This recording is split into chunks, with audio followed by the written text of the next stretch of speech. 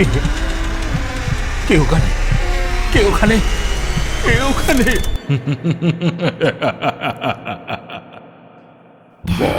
ভুতুরে, যেখানে জীবিত সব চরিত্র।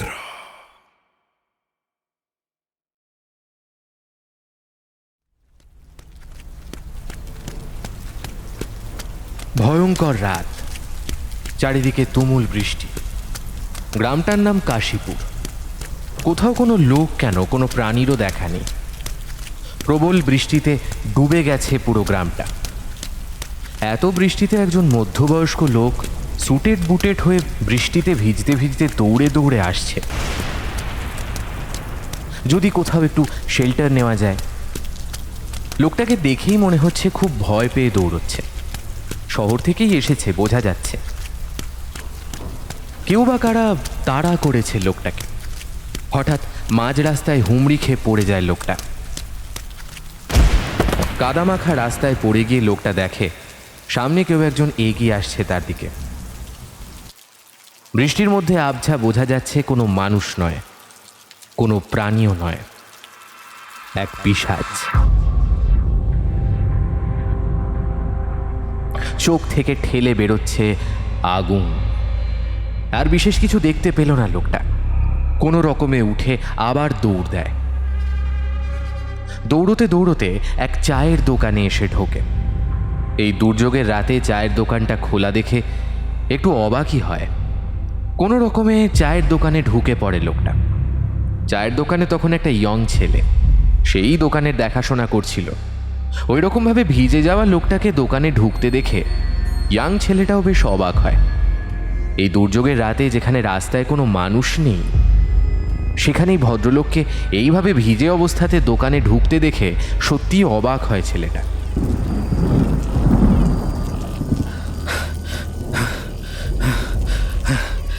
এখানে এখানে একটু থাকার জায়গা হবে ভাই? আমি খুব বিপদে পড়েছি। সে তো আপনার অবস্থা দেখেই বুঝতে পারছি। না হলে এই দুর্যোগের রাতে এইভাবে আমার চায়ের দোকানে কেউ আসে না। সবই যখন বুঝেছো, তাহলে আমাকে এখন এখানে একটু থাকতে দাও। দেখে মনে হচ্ছে তো আপনি শহরের মানুষ। তো এখানে কি করতে? হ্যাঁ, বলছি ভাই, আগে আমাকে একটু জল দাও। ছেলেটা লোকটাকে এক গ্লাস জল দিল। জল খেয়ে একটু শান্তির নিঃশ্বাস ফেলল লোকটা।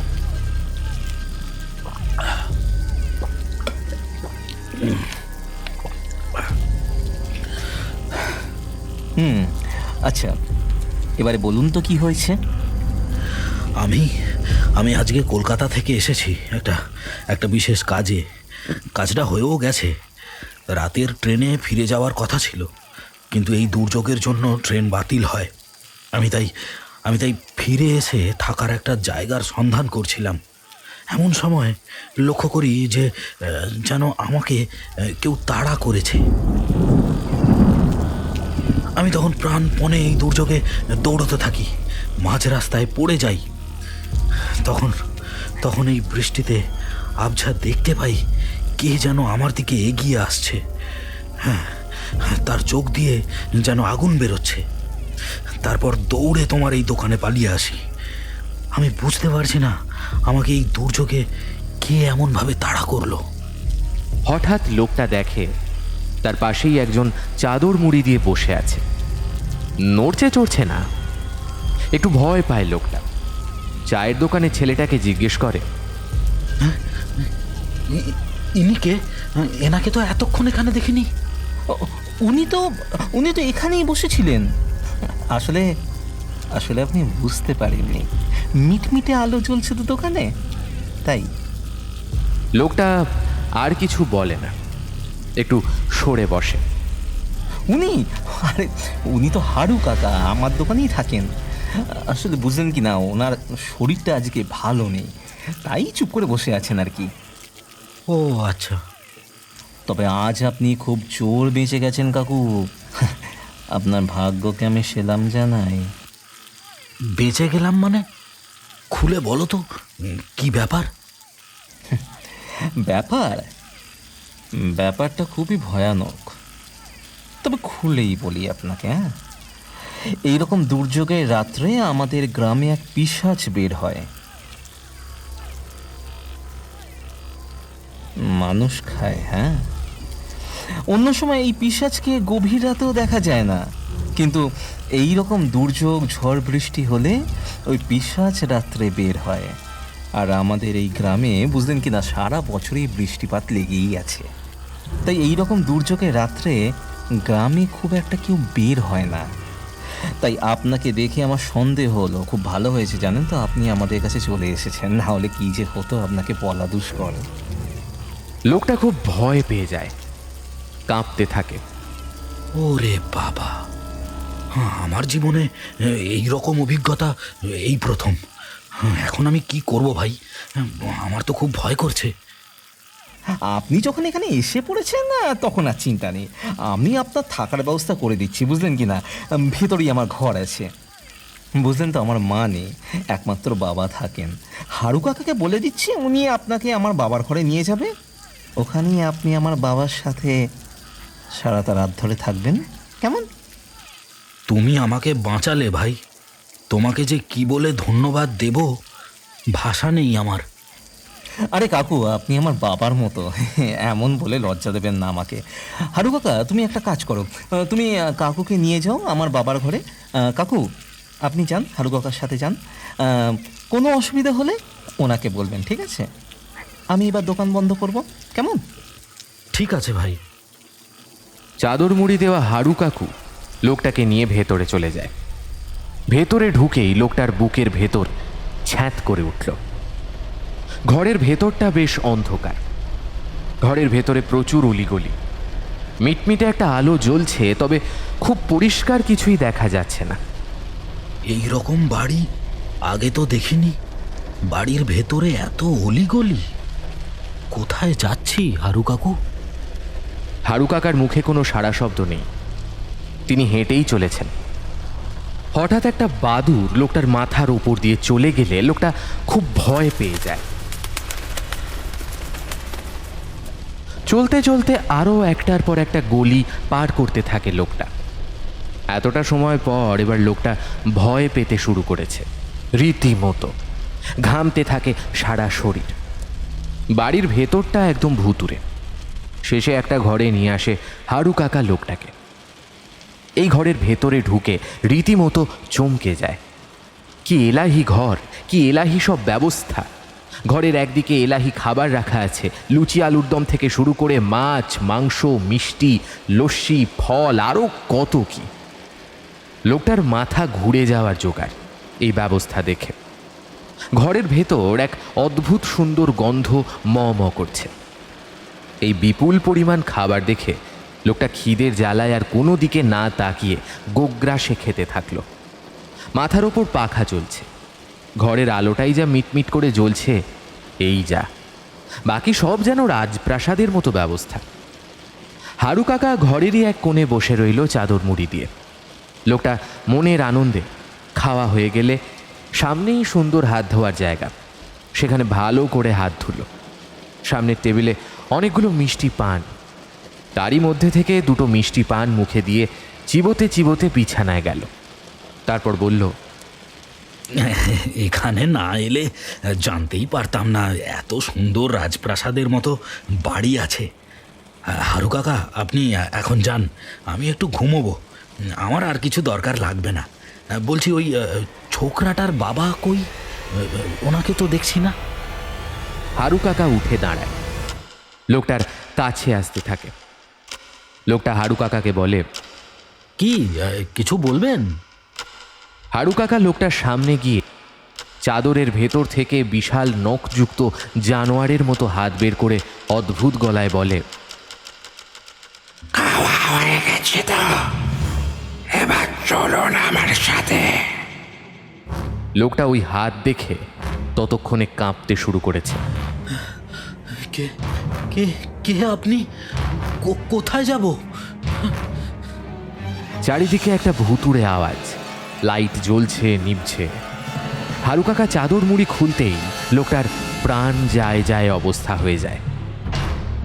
লোকটা দেখে এই হারু কাকা তো মানুষ নয়, এ তো পিশাচ।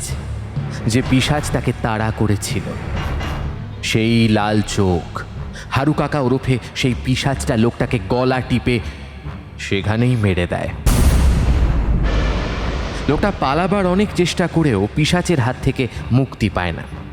পিশাচের মুখে তখন শহুরে লোকটার রক্ত লেগে, বিভৎসতার রূপ, বিভৎসতার গলার আওয়াজ, প্রকৃতিও যেন হার মেনেছে পিশাচটার কাছে।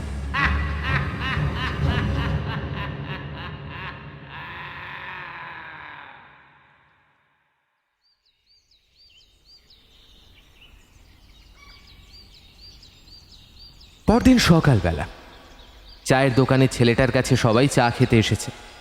চা খেতে খেতে সবাই গল্পগুজব করছে। এর মধ্যে একজন মধ্যবয়স্ক লোক দোকানে ঢোকে। একজনকে বলে, কাল কি বৃষ্টি হয়েছিল! শুধু বৃষ্টি? আর দুর্যোগটাকে কি বলবে? আরে ওই হলো দুর্যোগই বটে। কাল কলকাতা থেকে একজন ভদ্রলোক এসেছিলেন। ওনার কথা ভাবছি, উনি এত রাতে এই দুর্যোগে শহরে ফিরলেন কিভাবে? কাল তো ট্রেনও বন্ধ করে দিয়েছিল, বাড়ি ফিরলেন কিভাবে? আরে ওই জন্যই তো বলছি, ট্রেন তো এখনো বন্ধ। ওনার কি খবর কেউ জানে? এই শঙ্কর, তুই কোনো খবর জানিস ওই কলকাতা শহরের বাবুটার? না না, কি মুশকিল, আমি তো ওনাকে দেখিনি। এখানে আসা তো দূরের কথা। তোমরা হয়তো ভুলে যাচ্ছ, কাল দুর্যোগের রাত ছিল। এই দুর্যোগের রাতে সেই পিশাচটা বেরোয়। সেই পিশাচটারই কবলে তো পড়েনি বেচারা। বাবা, সেই পিশাচের কথা কি আর আমরা ভুলতে পারি? এই জন্যই তো চিন্তাটা হচ্ছে। কাল আর একটা নতুন খবর হয়েছে। কি খবর? খবর আমার কাছে আছে সে খবর। সবাই শঙ্করের মুখের দিকে তাকিয়ে থাকে। শঙ্কর ভাঁড়ে চা ঢালতে ঢালতে বলে, নতুন ঠাকুরমশাই এসেছেন কাল দুপুরে সপরিবারে। হ্যাঁ হ্যাঁ, এটাই। এবার যদি মন্দিরটার কোনো উন্নতি হয়।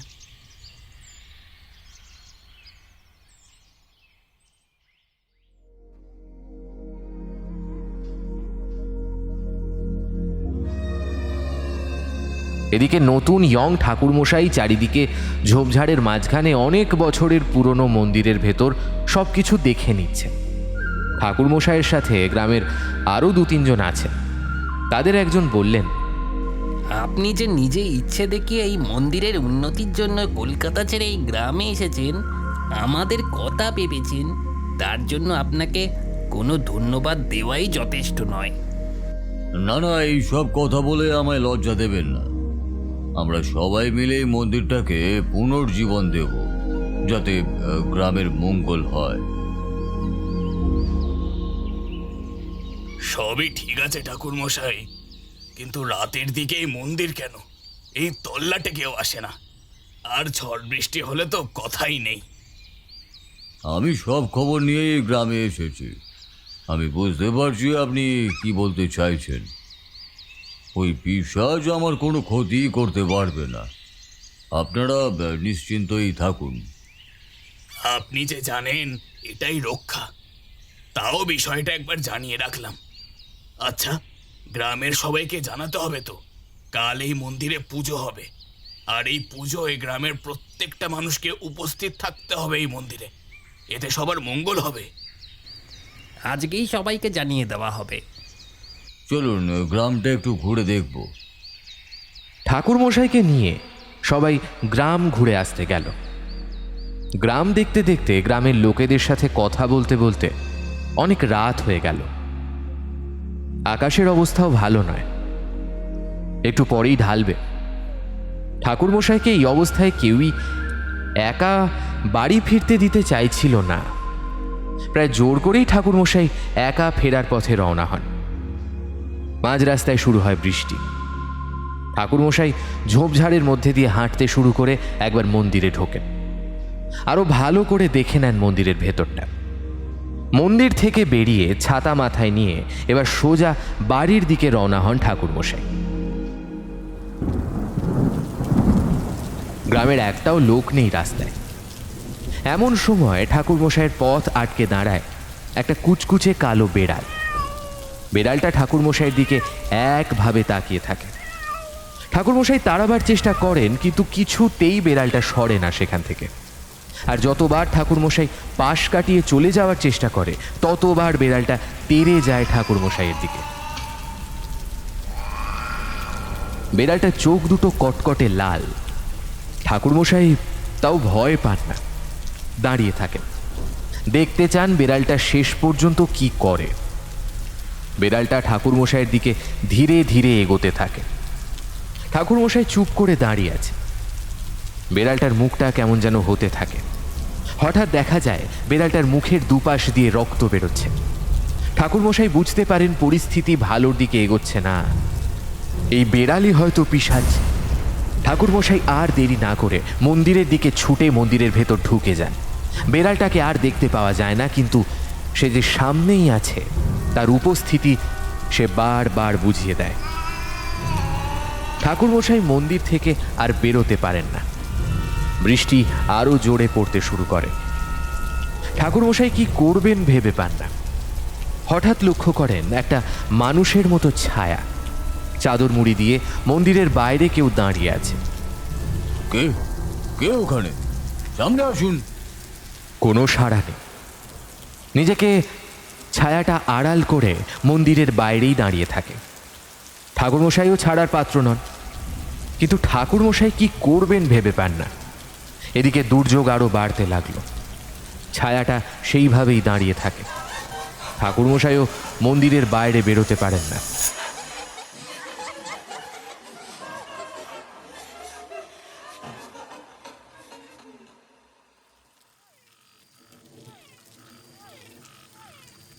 এদিকে ঠাকুরমশাইয়ের স্ত্রী ছেলে সবাই চিন্তা করছে বাড়িতে। ঠাকুরমশাইয়ের স্ত্রী নিরূপা তাদের ছেলে সুজিতের কাছে নিজের মনের কথা বলে। কখন বেরিয়েছে সেই মানুষটা? এই দুর্যোগের রাতে এখনো বাড়ি ফেরার নাম নেই। নতুন জায়গা, কোথায় আছে, কি করছে, একটা চিন্তা হয় না বলতো?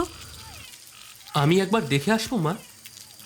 ছেলের কথা শোনো, এই দুর্যোগে উনি বেরোবেন বাবাকে খুঁজতে।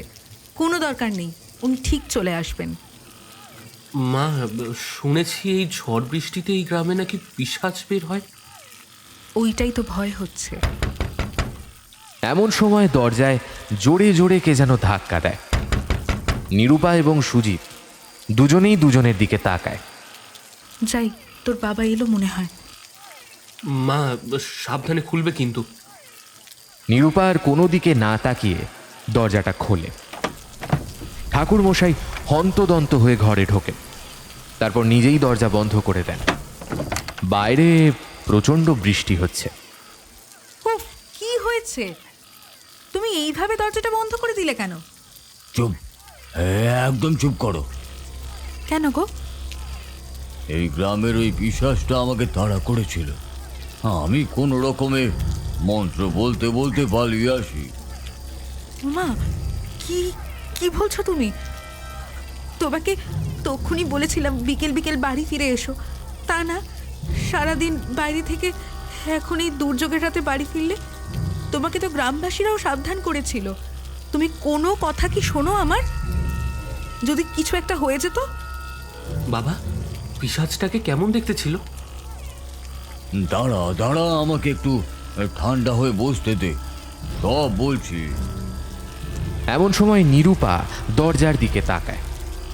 দেখে চাদর মুড়ি দিয়ে কেউ একজন এই ঝড় বৃষ্টির রাতে দাঁড়িয়ে আছে তাদের দরজার সামনে। তার ছায়াটা পড়েছে।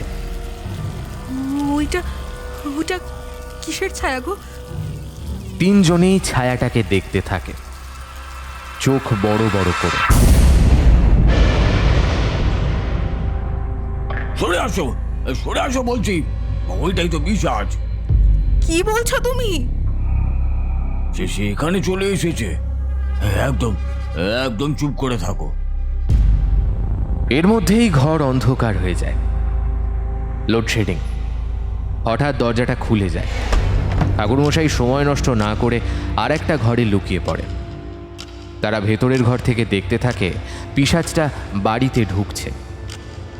বিদ্যুতের আলোতে পিশাচের শুধু লাল চোখটা দেখা যায়। ঘরে বিদ্যুতের আলো মাঝে মাঝে খেলছে। পিশাচরা চুপ করে দাঁড়িয়ে আছে। এদিকে ঠাকুরমশাই বিড়বিড় করতে থাকেন মন্ত্র। খানিক্ষণ পরে পিশাচটা চলে গেলে ঠাকুরমশাইরা যেন একটু স্বস্তির নিঃশ্বাস ফেলে। না না, এখানে থাকবো না, চলো চলো কালই এখান থেকে চলে যাই, না হলে পিশাচের পেটে চলে যেতে হবে। এটা কি করে হয়? এই একদম উল্টো পাল্টা কথা বলুন, এরকম কিচ্ছু হবে না। এই পিশাচের ব্যবস্থা তো একটা করতেই হবে। তাহলে তুমি থাকো এই গ্রামে, আমি ছেলেকে নিয়ে কালই চলে যাব। কি বলছো মা? বাবাকে এই বিপদে একা ফেলে চলে যাব? আগে যদি জানতাম এই গ্রামে পিশাচ আছে, কখনোই আসতাম না। আর কি, এবার তৈরি হও পিশাচের পেটে যাওয়ার জন্য। এরকম করো না, সব ঠিক হয়ে যাবে।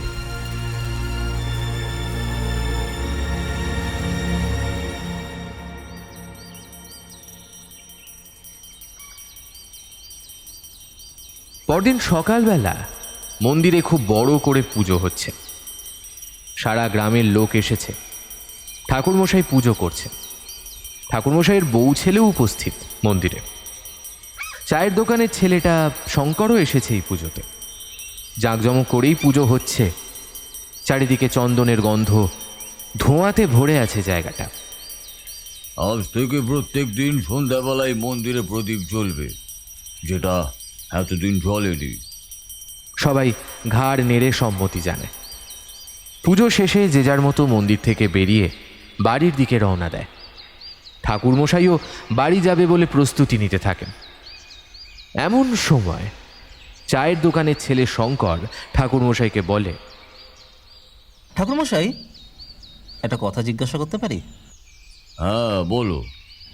আপনি যে বললেন রোজ সন্ধেবেলা এই মন্দিরে প্রদীপ জ্বলবে, কিন্তু আদৌ কি তা জ্বলবে? তোমার কথার মানে তো আমি বুঝলাম না। আচ্ছা, প্রদীপ কি রোজ সন্ধেতে আপনি জ্বালবেন? এই মন্দির আমার একার নয়, তোমারও। সারা গ্রামের মন্দির। এই মন্দিরে যে যার মতো করে সে সন্ধ্যাবেলায় প্রদীপ জ্বালাবে। তুমিও জ্বালাতে পারো, এতে প্রত্যেকেরই মঙ্গল হবে। আচ্ছা, কেন বলো তো, তুমি এই কথাটাই বা বললে কেন? ঠাকুরমশাই, আপনি নিশ্চয়ই শুনেছেন এই গ্রামে রাত্রের দিকে পিশাচ বের হয়। সচরাচর এই সন্ধ্যের পর থেকে এই জায়গায় কেউ তেমন একটা আসে না, বুঝলেন তো, পিশাচের ভয়ে। তাই বলছিলাম, মন্দিরে কেউ সন্ধ্যের পর আসবে আদৌ বাতি জ্বালাতে? কি মনে হয় আপনার? পাশ থেকে নিরূপা পিশাচের ব্যাপারে কালকের ঘটনাটা বলতে যায়, কিন্তু ঠাকুরমশাই চোখের ইশারায় থামিয়ে দেন। বুঝলাম, যদি একান্তই কেউ ভয়ে বাতি জ্বালাতে না আসে মন্দিরে, আমি তো আছি, আমি নিজেই জ্বালাবো। তবে যাই হয়ে যাক, বাতি জ্বলবেই মন্দিরে রোজ সন্ধ্যায়। ও আচ্ছা, তাহলে তো অন্য কথা। দেখবেন যাতে আপনার বাতিটা না নিভে যায়। হ্যাঁ, পিশাচ আমার কোনো ক্ষতি করতে পারবে না। আমার কাছে এমন অস্ত্র আছে, পিশাচ আমাকে ছুঁতেও পারবে না। আর এই গ্রামেরও কোনো ক্ষতি হতে দেব না এই পিশাচের হাতে। তুমি একদম নিশ্চিন্তে থাকতে পারো। দেখা যাক তবে। আচ্ছা, আসছি ঠাকুরমশাই। একদিন সন্ধেবেলা চলে আসুন না আমার চায়ের দোকানে, আমার হাতে চাটা খেয়ে যাবেন। হ্যাঁ, কেমন? যাব, নিশ্চয়ই যাব। শঙ্কর চলে যায় নিজের বাড়ির দিকে। ঠাকুরমশাই তার পরিবার নিয়ে ঝোপঝাড়ের মধ্যে দিয়ে এগোতে থাকে। এমন সময় তিনজনেই দেখে সেই কালো বেড়ালটা তাদের সামনে এসে দাঁড়িয়েছে। এ কি? এটা তো সেই কালকের রাতের কালো বিড়ালটা। কি চায় ও?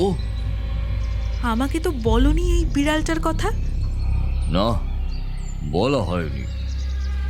কিছু করবে না তো? দেখো, আমাদের দিকে কেমন ড্যাব ড্যাব করে তাকাচ্ছে। গায়ে লাফ দেবে না তো? চুপচাপ দাঁড়িয়ে থাকো, চলে যাবে। কিন্তু বেড়ালটা ওদের সামনে এসে পড়ে। ঠাকুরমশাই বেড়ালটাকে অনেকবার সরানোর চেষ্টা করেও ব্যর্থ হন। বেড়ালটাকে ডিঙিয়ে আসতে পারে না তারা, কেউ যাচ্ছেও না এই পার দিয়ে। এই অবস্থাতে দুপুর গড়িয়ে বিকেল হলো। বেড়ালটা ওইভাবেই বসে আছে, ঠাকুরমশাইরাও ওইভাবেই দাঁড়িয়ে আছে। একবার পেছনে ফিরে তারা মন্দিরের দিকেও চলে যাওয়ার চেষ্টা করেন, কিন্তু বেড়ালটা পথ আটকে দেয় তাদের, যেতে আর পারেন না তারা। আকাশে মেঘের সাজ বেড়েছে, টুপটুপ বৃষ্টিও শুরু হয়ে গেছে। ঘন কালো মেঘে ঢেকে গেল সারা গ্রাম। শুরু হলো দুর্যোগ। এবার আর উপায় নেই। ঠাকুরমশাই তার ছেলে বউকে কোনো রকমে সেখান থেকে বার করার চেষ্টা করেন, কিন্তু হঠাৎই দেখেন বেড়ালটা সেখানে নেই। তিনজন আর দেরি না করে সেই ঝড় বৃষ্টিতেই বাড়ির দিকে রওনা দেয়।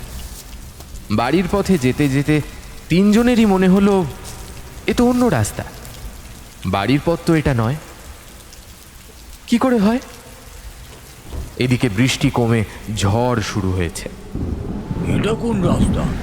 এটা তো বাড়ি যাওয়ার রাস্তা নয়। কোন রাস্তায় আনলে আমাদের? এখানে তো কাউকে দেখছি না, চারিদিকে তো শুধুই ফাঁকা অন্ধকার।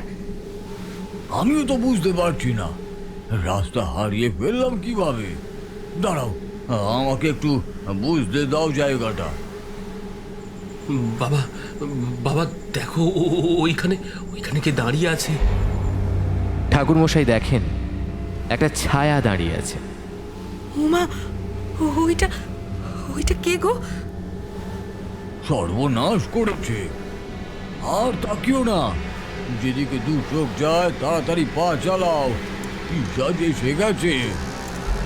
তিনজনে পালাতে যাবে এমন সময় পিশাচ একদম মুখোমুখি এসে দাঁড়ায় তাদের সামনে। তোমরা ভয় পেও না, ও আমাদের কিচ্ছু করতে পারবে না। কথাটা বলেই ঠাকুরমশাই নিজের ঝোলা থেকে 3-4 রকম ফুল বেলপাতা দিয়ে বানানো একটা মালা বের করে মন্ত্র জপ করতে থাকেন। সেই মন্ত্র শুনে পিশাচটা আরো রেগে যায়, যেন ছটফট করতে থাকে। পিশাচের রক্ত চক্ষু দিয়ে যেন ঠেলে আগুন বেরোচ্ছে। সেই ভয়ঙ্কর রূপ পিশাচের আগে কেউ দেখেছে বলে মনে হয় না। কোনো রকমে ঠাকুরমশাই তার স্ত্রী ছেলেকে নিয়ে সরে যান সেখান থেকে। রাত আরও গভীর হয়, কিন্তু ঠাকুরমশাই নিজের বাড়ির রাস্তা আর খুঁজে পান না।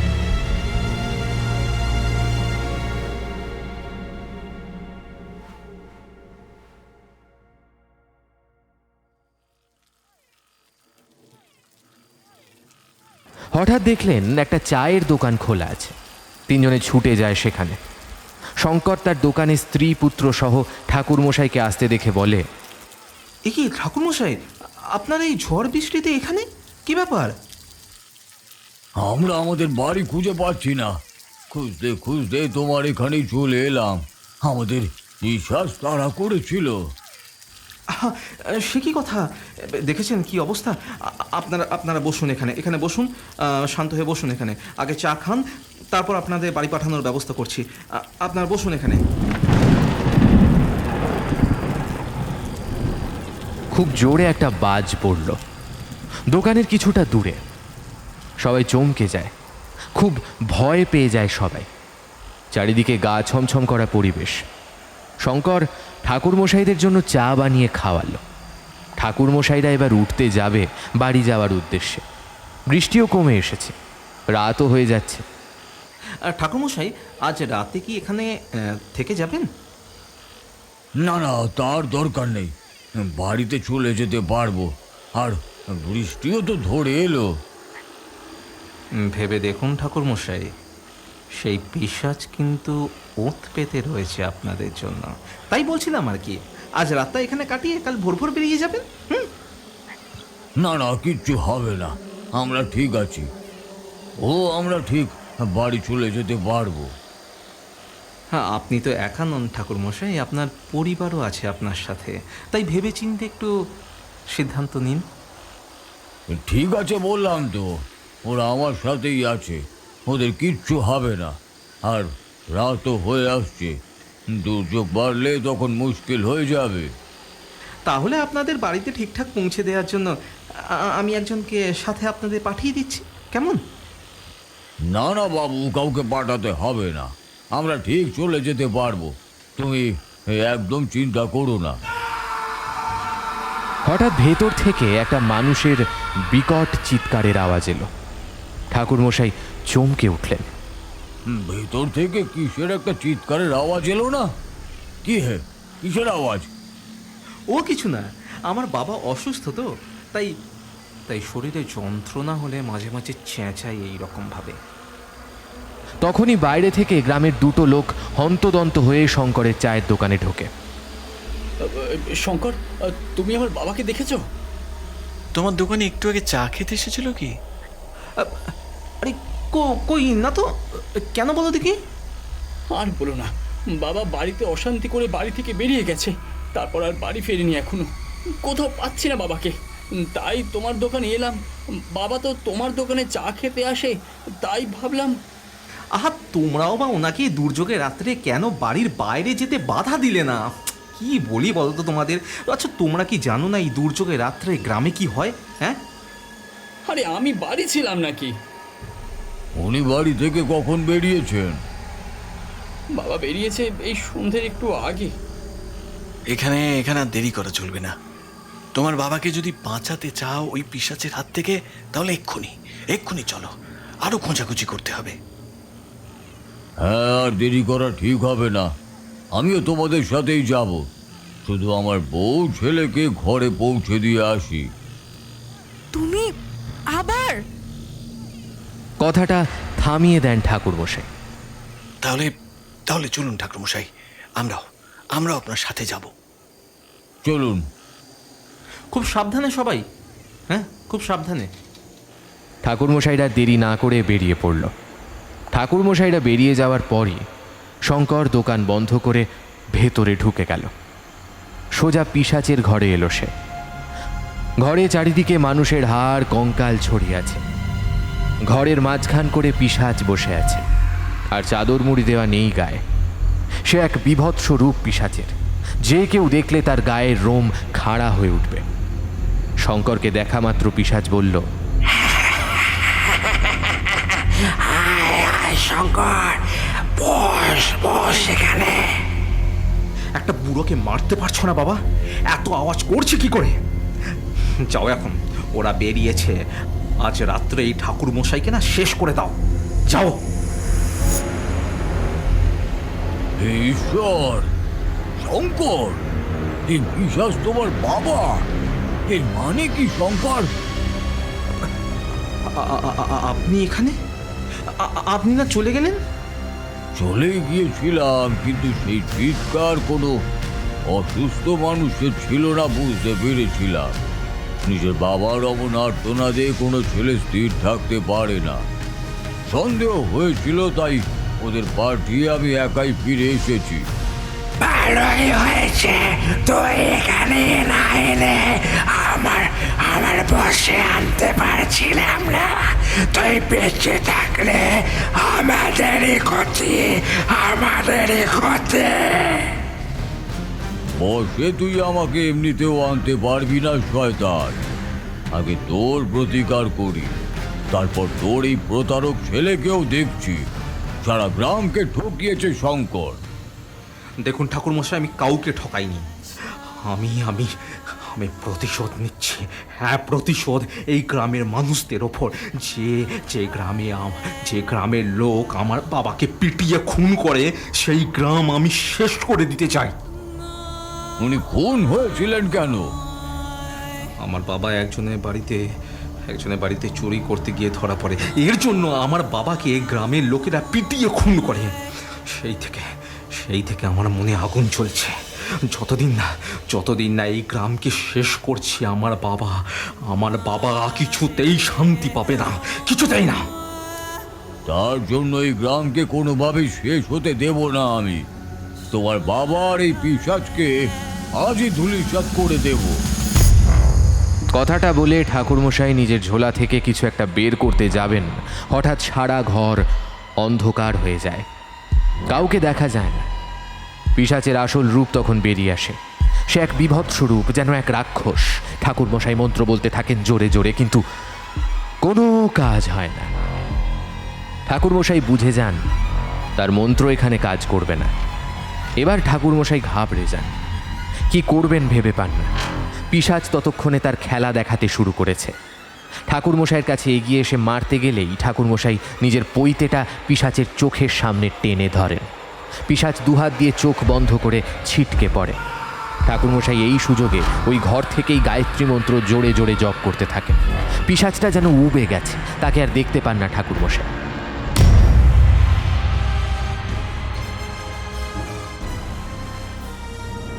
আজ পালাতে পারবি না রে শয়তান।